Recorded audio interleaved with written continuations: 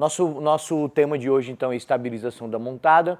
E qual o objetivo do programa de treinamento de hoje? Melhorar esse fundamento, que é um dos controles absolutos do jiu-jitsu.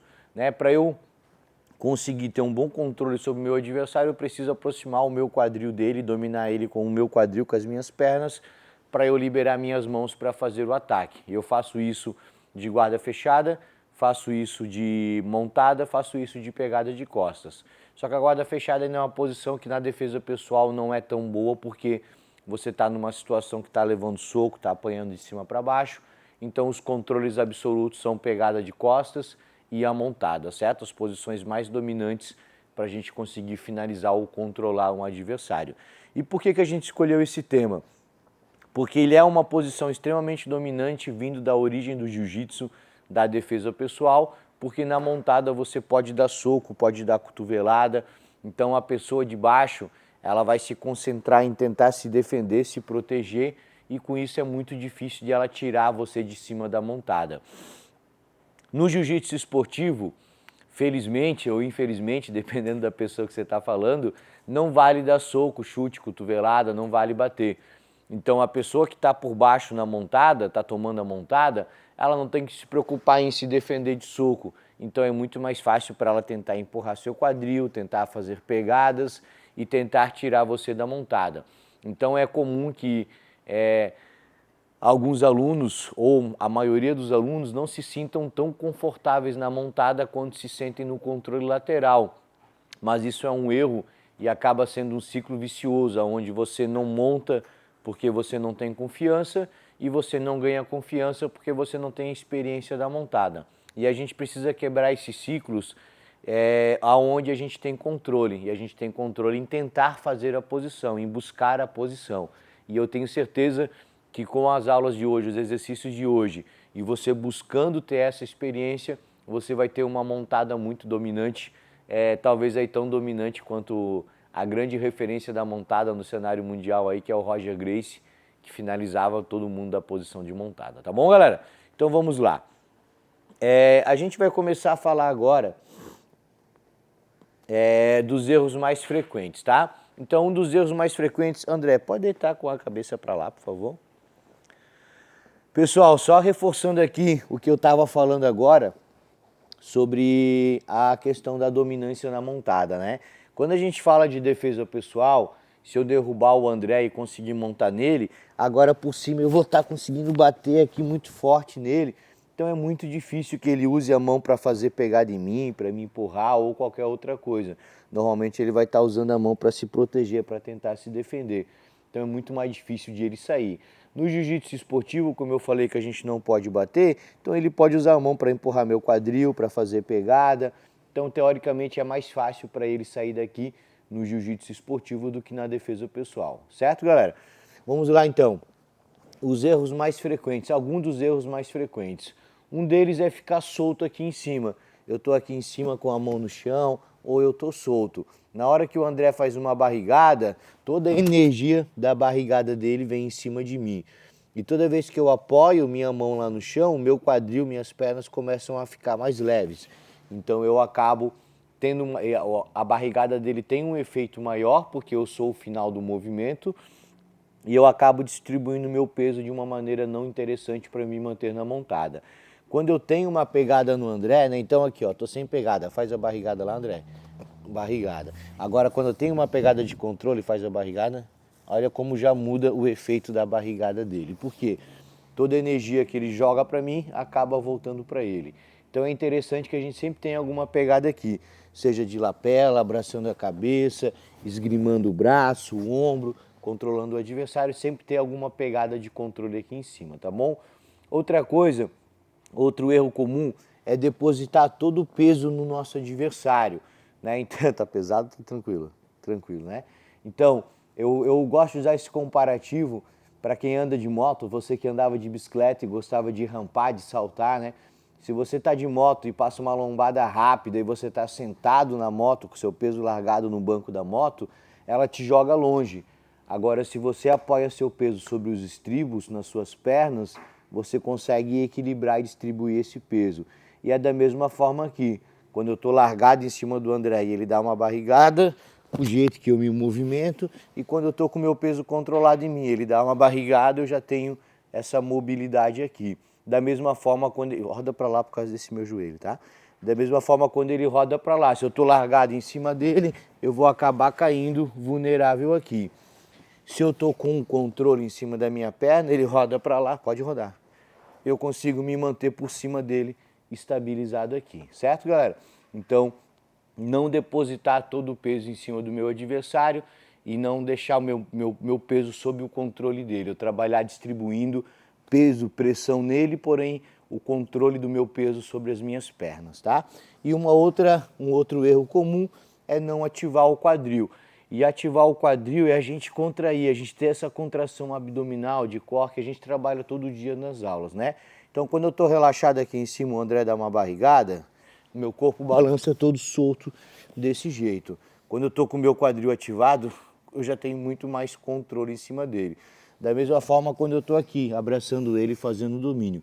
Se eu estou largado, ele faz uma ponte forte, meu corpo balança todo errado em cima dele. Quando eu estou com o meu quadril ativado, ele faz a ponte, olha a diferença que dá da pressão em cima. Então, a ativação de quadril, ela passa pela contração muscular da região do core, que compreende o abdômen, a lombar, as costas, a região do glúteo, um pouco das pernas aqui também.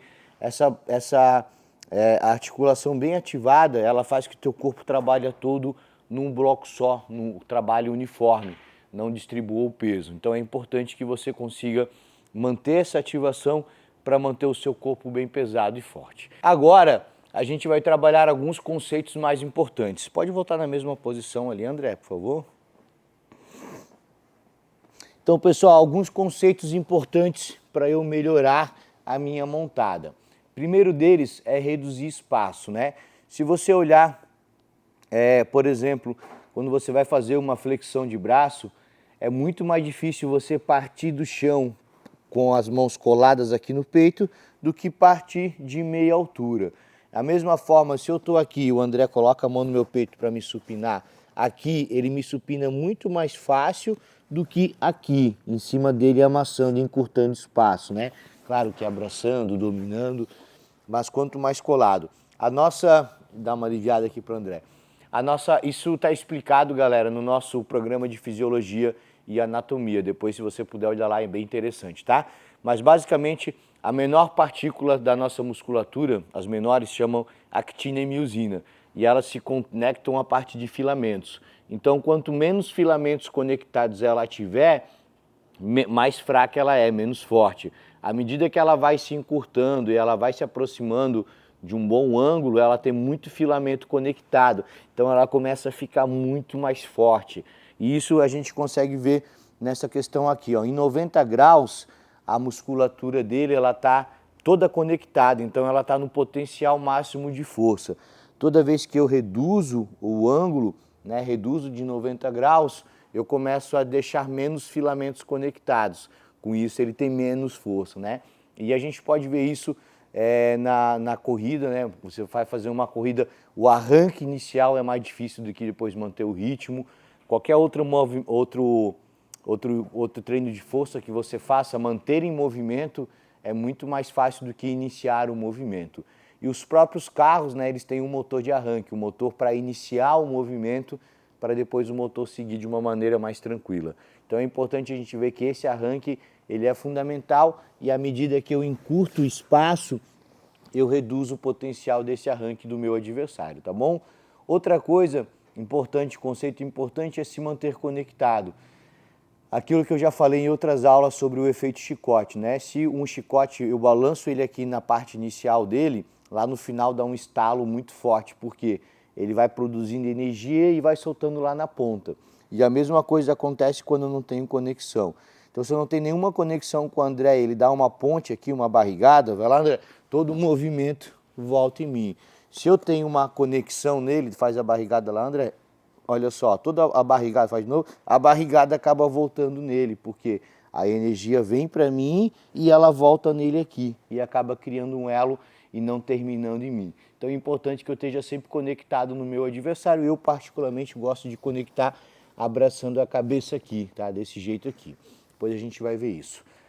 Quadril sempre ativado, como eu falei para vocês, né? Então, para mostrar aqui na montada, eu ativo o meu quadril baixando ele e jogando para trás, para baixo, né? Se eu estou relaxado aqui, largado, é uma coisa. A partir do momento que eu travo, assim, ó, eu faço essa contração pesando, como se eu quisesse amassar com o meu quadril, aí ele está bem ativado aqui em cima, tá? Então, contrai toda a região da lombar, região do abdômen e se mantém conectado em cima do seu adversário. Fica muito mais difícil de ele conseguir te mexer, porque por você estar um bloco só. Para finalizar, quando eu vou finalizar, eu preciso aproximar o meu quadril. Então, se eu vou tentar um armlock no André, o meu quadril aqui distante, vai ter muito mais chance de ele escapar e sair da posição.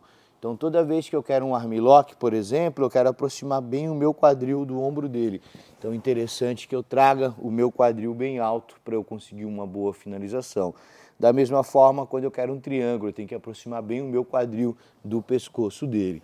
E mesmo quando eu estou falando de um estrangulamento, se o meu quadril está muito lá atrás, eu tenho menos força do que o meu quadril alto ativado aqui. Então, toda vez que eu vou buscar uma finalização, interessante que eu avance o meu quadril, traga mais próximo ao ponto de articulação fixo para eu ter essa finalização mais forte, tá bom? E, se possível, esgrimar os braços do meu adversário. A grande maioria das saídas da montada, o André vai precisar das mãos, ou para empurrar o meu quadril aqui, ou para empurrar a minha perna para reposição, ou para matar uma pegada no meu braço de não deixar eu apoiar as mãos no chão, né? Então, ou me abraçando, me travando. Então, ele quase sempre vai utilizar as mãos para me tirar. Se eu consigo esgrimar, levar os braços dele lá para cima, tenta sair daí, André. Só resta para ele a barrigada, a ponte, então fica muito difícil de ele sair daqui. Toda vez que eu consigo levar os braços do meu adversário para cima, eu estou sempre muito próximo a uma finalização e muito difícil de o meu adversário conseguir me tirar da posição de montada. Então, uma excelente dica para ter uma montada muito forte é conseguir avançar bem os braços do seu adversário para cima. Galera, tendo feito os principais erros e os principais conceitos, a gente vai começar agora o programa de treinamento inicial, semanal,